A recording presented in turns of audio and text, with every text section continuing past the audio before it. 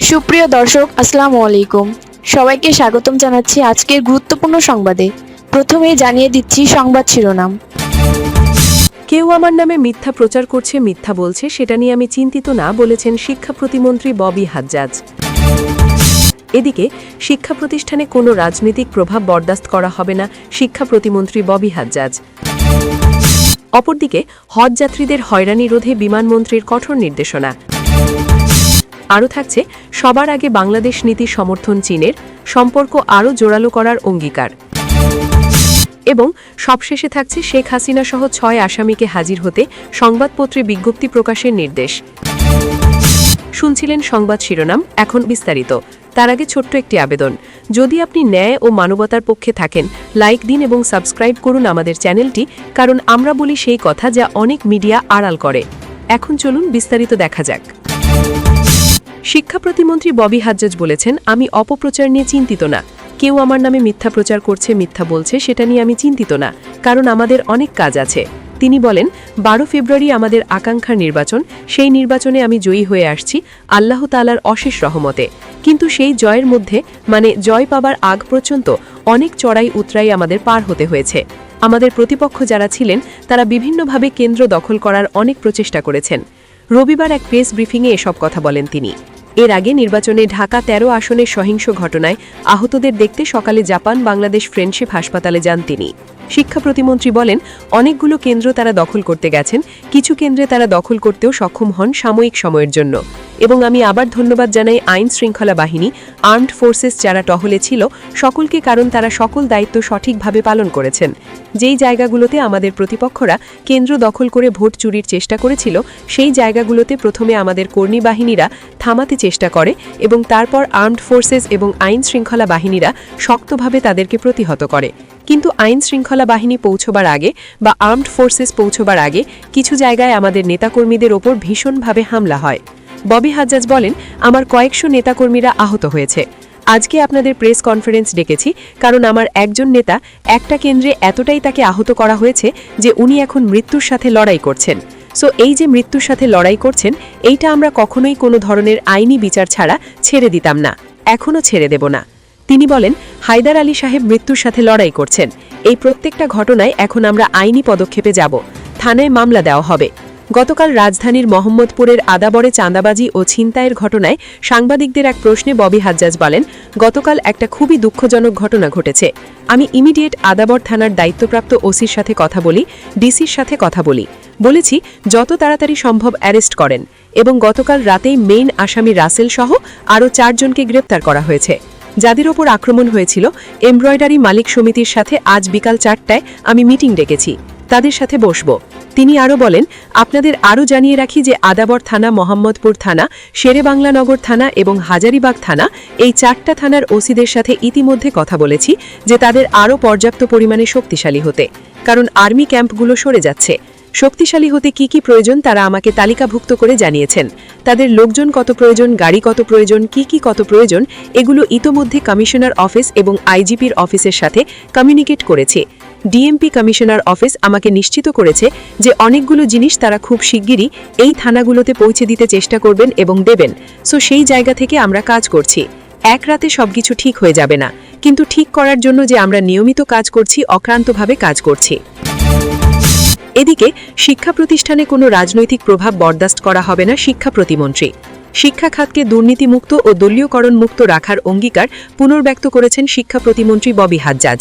তিনি বলেছেন, শিক্ষা মন্ত্রণালয়কে সম্পূর্ণভাবে কারাপশন ফ্রি বা দুর্নীতিমুক্ত রাখা হবে এবং শিক্ষা প্রতিষ্ঠানগুলোতে কোনো ধরনের রাজনৈতিক প্রভাব বরদাস্ত করা হবে না। রবিবার দুপুরে শিক্ষা মন্ত্রণালয়ের সভাকক্ষে শিক্ষক কর্মচারী ঐক্য জোটের সঙ্গে মতবিনিময় সভায় এসব বলেন তিনি। প্রতিমন্ত্রী বলেন, দুটি বিষয়ে আমরা একদম আপোষহীন, দুর্নীতি ও দলীয়করণ। শিক্ষা খাতে কোনো রাজনৈতিক প্রভাব চলবে না। ব্যক্তিগত জীবনে কে কি রাজনীতি করেন সেটি বিষয় নয়, কিন্তু শিক্ষা ব্যবস্থার ভেতরে কোনো পলিটিসাইজেশন আমরা হতে দেব না। তিনি বলেন, শিক্ষকরা যে লিখিত দাবি পেশ করেছেন সেগুলো গুরুত্বের সঙ্গে আমলে নেওয়া হয়েছে। বিভিন্ন দাবির মধ্যে যেসব স্ট্যান্ডিং ইস্যু রয়েছে সেগুলো চিহ্নিত করে সমাধানের উদ্যোগ নেওয়া হয়েছে। আমরা হঠাৎ করে কোনো সিদ্ধান্ত নিতে চাই না। আপনাদের সঙ্গে আলোচনা করেই দীর্ঘমেয়াদী সমাধানে যেতে চাই, যাতে ৫ বা ৭ বছর পর একই দাবিতে আবার আন্দোলনে না নামতে হয়। শিক্ষকের মর্যাদা প্রসঙ্গে ববি হাজ্জাজ বলেন, শ্রেণীকক্ষে শিক্ষকরা যে দায়িত্ব পালন করেন তার যথাযথ মূল্যায়ন নিশ্চিত করা হবে। কারিকুলাম সংস্কারের বিষয়ে প্রতিমন্ত্রী জানান, ইংরেজি মাধ্যম, বাংলা মাধ্যম, মাদ্রাসা ও আলিয়া সব ধারাকে একটি সাধারণ কাঠামোর বা জেনারেল আমব্রেলার আওতায় আনার পরিকল্পনা রয়েছে, তবে তা হবে ধীরে ও পর্যালোচনার মাধ্যমে।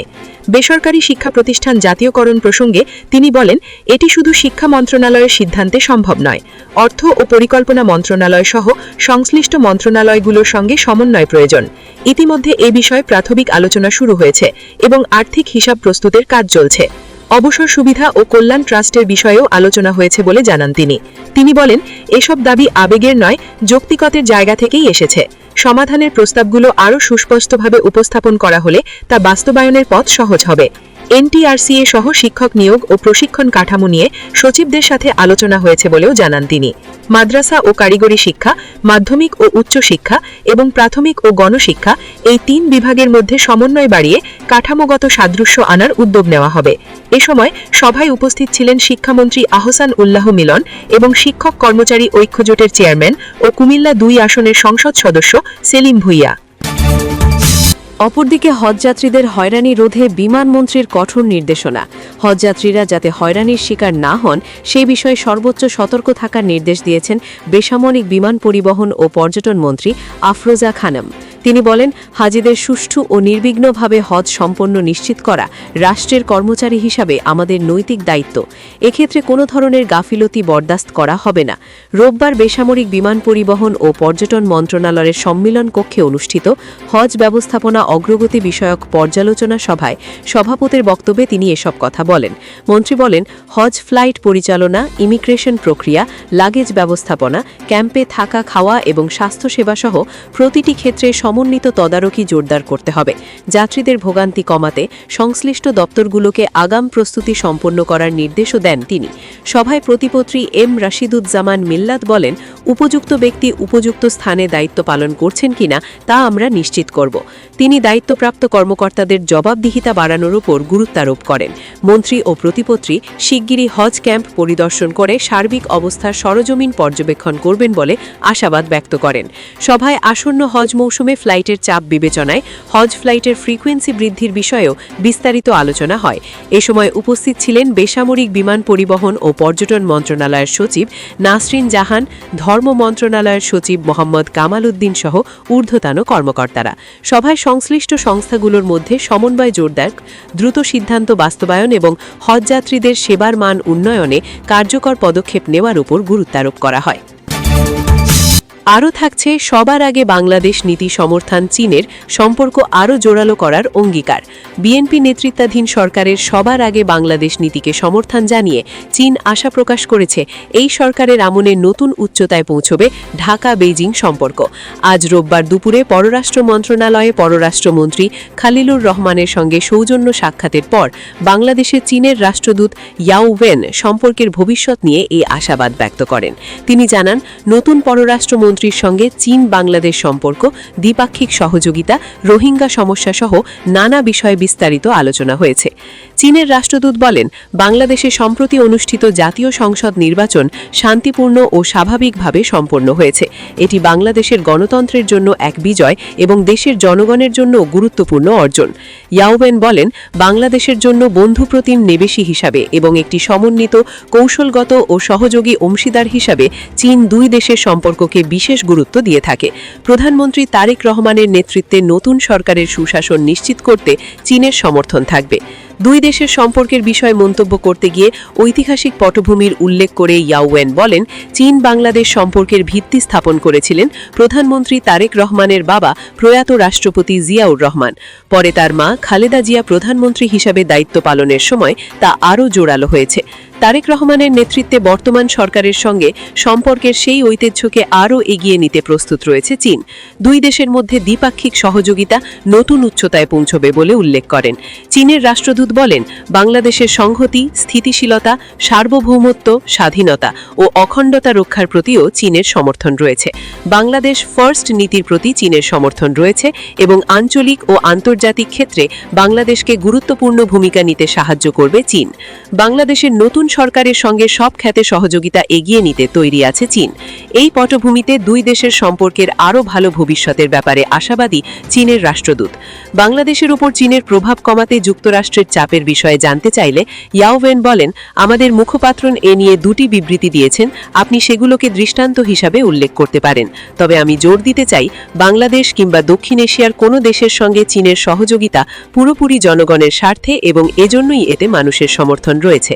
কাজেই আমাদের সহযোগিতা তৃতীয় কোনো পক্ষকে লক্ষ্য করে নয় এবং তা বিদেশি কোনো পক্ষের ওপর প্রভাব ফেলবে না। তাই বাংলাদেশ কিংবা দক্ষিণ এশিয়ার কোনো দেশের সঙ্গে আমাদের সহযোগিতাকে যারা ক্ষুণ্ণ করতে চায় তাদের অপপ্রয়াস ব্যর্থ হতে বাধ্য। তিস্তা প্রকল্প নিয়ে এক প্রশ্নের জবাবে ইয়াও ওয়েন বলেন, তিস্তা নদী সম্পর্কিত প্রকল্প সহ অন্যান্য দীর্ঘমেয়াদী প্রকল্পগুলো বাস্তবায়নের অঙ্গীকার করা হয়েছে বলে উল্লেখ করেন ইয়াও ওয়েন। ইয়াও ওয়েন জানান, বাংলাদেশের আত্মনির্ভরশীল, সুরক্ষিত ও গণতান্ত্রিক উন্নয়নের জন্য চাকরির সুযোগ সৃষ্টি, বিনিয়োগ, শিক্ষা ও স্বাস্থ্যক্ষেত্রের উন্নয়নে চীনের সহযোগিতা অব্যাহত থাকবে। এবং সবশেষে থাকছে শেখ হাসিনা সহ 6 আসামিকে হাজির হতে সংবাদপত্রে বিজ্ঞপ্তি প্রকাশের নির্দেশ। 2016 সালে ঢাকার কল্যাণপুরে জাহাজবাড়িতে ইসলামী মনোভাবপন্ন 9 তরুণকে ইসলামী নাটক সাজিয়ে হত্যার ঘটনায় করা মানবতাবিরোধী অপরাধের মামলায় ক্ষমতাচ্যুত প্রধানমন্ত্রী শেখ হাসিনা সহ 6 আসামিকে ট্রাইব্যুনালে হাজির হতে সংবাদপত্রে বিজ্ঞপ্তি প্রকাশের নির্দেশ দেওয়া হয়েছে। বিচারপতি মোহাম্মদ গোলাম মুর্তুজা মজুমদারের নেতৃত্বে 3 সদস্য বিশিষ্ট আন্তর্জাতিক অপরাধ ট্রাইব্যুনাল 1 আজ রোববার এই আদেশ দিয়েছেন। এই ট্রাইব্যুনালের অপর 2 সদস্য হলেন বিচারপতি মোহাম্মদ শফিউল আলম মাহমুদ এবং বিচারক মোহাম্মদ মহিতুল হক এনাম চৌধুরী। এই মামলার 8টি আসামির মধ্যে 6 জন পলাতক। তারা হলেন ক্ষমতাচ্যুত প্রধানমন্ত্রী শেখ হাসিনা, সাবেক স্বরাষ্ট্রমন্ত্রী আসাদুজ্জামান খান, সাবেক অতিরিক্ত পুলিশ কমিশনার শেখ মোহাম্মদ মারুফ হাসান, পুলিশের বিশেষ শাখার সাবেক প্রধান মনিরুল ইসলাম, সাবেক যুগ্ম কমিশনার কৃষ্ণপদ রায় এবং সাবেক যুগ্ম কমিশনার মোহাম্মদ আব্দুল বাতেন। পলাতক এই 6 আসামিকে হাজির হতে সংবাদপত্রে বিজ্ঞপ্তি প্রকাশের নির্দেশ দেওয়া হয়েছে। অপর 2 আসামি সাবেক পুলিশ মহাপরিদর্শক AKM শহীদুল হক এবং ঢাকা মহানগর পুলিশ কমিশনার আসাদুজ্জামান মিয়া গ্রেফতার হয়ে কারাগারে আছেন।